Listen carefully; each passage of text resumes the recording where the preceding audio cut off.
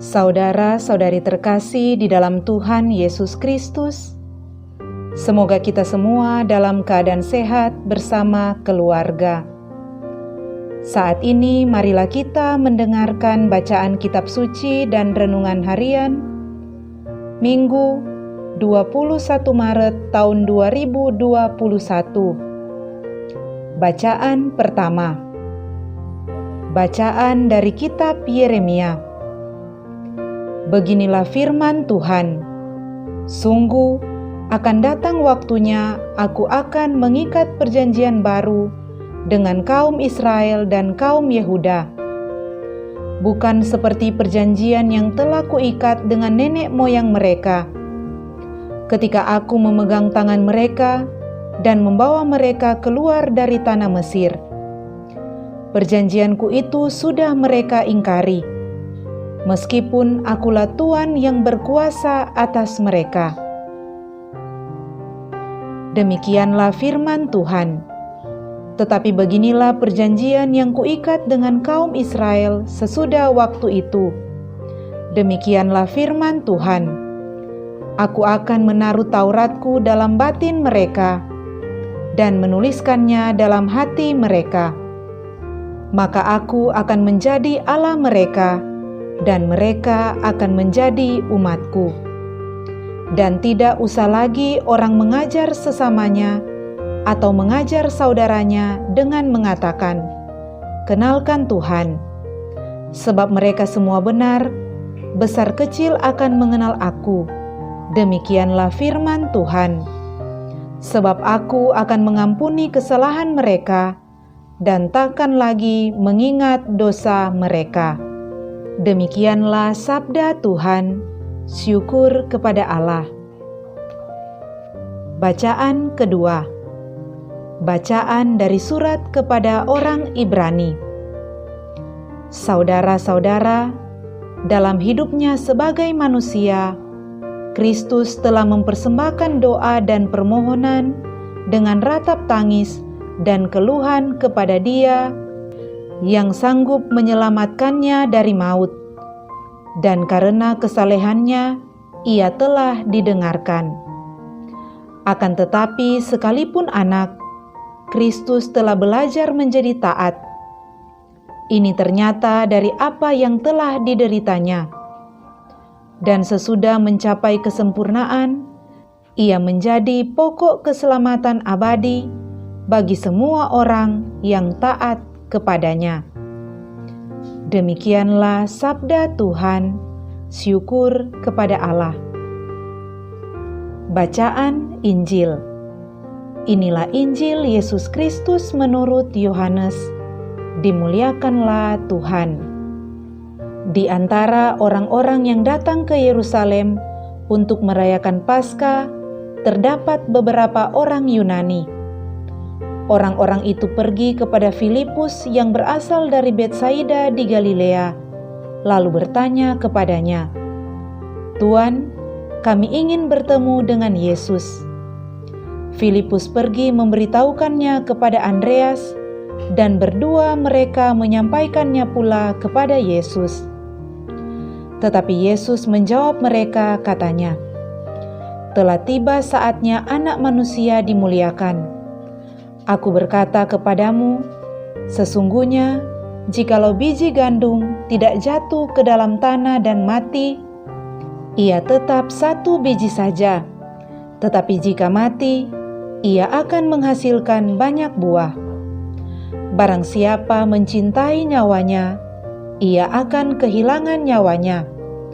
Tetapi barang siapa tidak mencintai nyawanya di dunia ini, ia akan memeliharanya untuk hidup yang kekal. Barang siapa melayani aku, ia harus mengikuti aku, dan di mana aku berada, di situ pun pelayanku akan berada. Barang siapa melayani aku, ia akan dihormati Bapa. Sekarang jiwaku terharu, dan apakah yang akan kukatakan? Bapa, selamatkanlah aku dari saat ini? Tidak, sebab untuk itulah aku datang ke dalam saat ini. Bapa, muliakanlah namaku. Maka terdengarlah suara dari surga, aku telah memuliakannya, dan aku akan memuliakannya lagi. Orang banyak yang berdiri di situ dan mendengarnya berkata bahwa itu bunyi guntur. Ada pula yang berkata, seorang malaikat telah berbicara dengan dia. Tetapi Yesus menyaut, suara itu telah terdengar bukan karena aku, melainkan karena kamu. Sekarang berlangsung penghakiman atas dunia ini.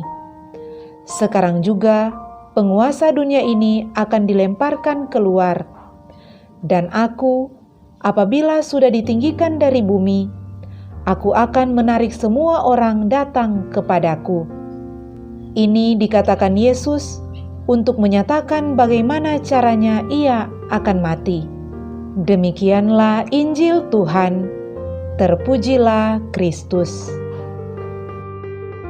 Saudara-saudari terkasih di dalam Tuhan Yesus Kristus, renungan kita di saat ini diberi judul Yesus Pokok Keselamatan Abadi.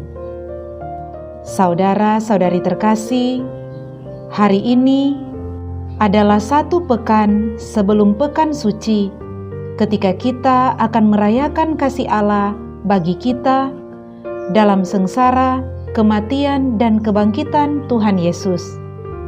Melalui bacaan Injil hari ini, kita hendak melihat makna tindakan Yesus ketika ia memberi jawaban kepada para murid-Nya. Tuhan Yesus berkata, "Jikalau biji gandum tidak jatuh ke tanah dan mati, ia tetap satu biji saja. Tetapi jika mati, ia akan menghasilkan banyak buah."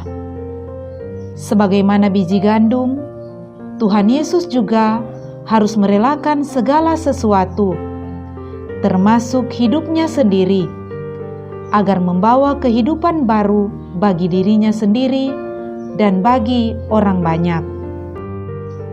Dalam proses itu, ada suatu transformasi dari yang lama ke yang baru. Sebagai seorang manusia, rela untuk sengsara dan menderita, pastilah tidak mudah. Namun setelah Tuhan Yesus berdoa, ketika ia berpeluh darah dalam ketakutan dan gemetar, ia sanggup berkata ya. Sekalipun anak, Kristus telah belajar menjadi taat melalui apa yang dideritanya, sehingga ia menjadi pokok keselamatan abadi bagi semua orang yang taat kepadanya.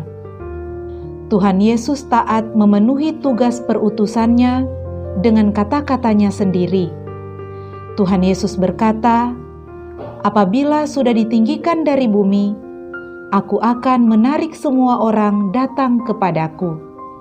Saudara-saudari terkasih, ditinggikan merujuk pada salib, serta kemuliaan yang Bapa berikan kepada Tuhan Yesus dan kepada semua orang yang mengikuti jalan Tuhan Yesus. Hal ini juga merupakan pemenuhan perjanjian yang baru yang ditulis di dalam hati manusia yang kita baca pada bacaan pertama. Firman Tuhan kepada Nabi Yeremia, "Aku akan menaruh Tauratku dalam batin mereka dan menuliskannya dalam hati mereka. Maka aku akan menjadi Allah mereka, dan mereka akan menjadi umatku." Saudara-saudari terkasih, Tuhan Yesus merelakan segala sesuatu, bahkan kehidupannya untuk kita, serta mengundang kita untuk selalu ada bersama Dia.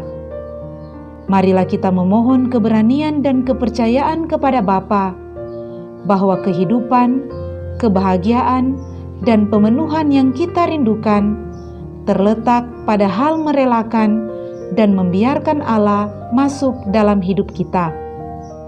Bagi Tuhan Yesus, doa dan ketaatannya pada kehendak Allah membuat Dia kuat dan rela menderita.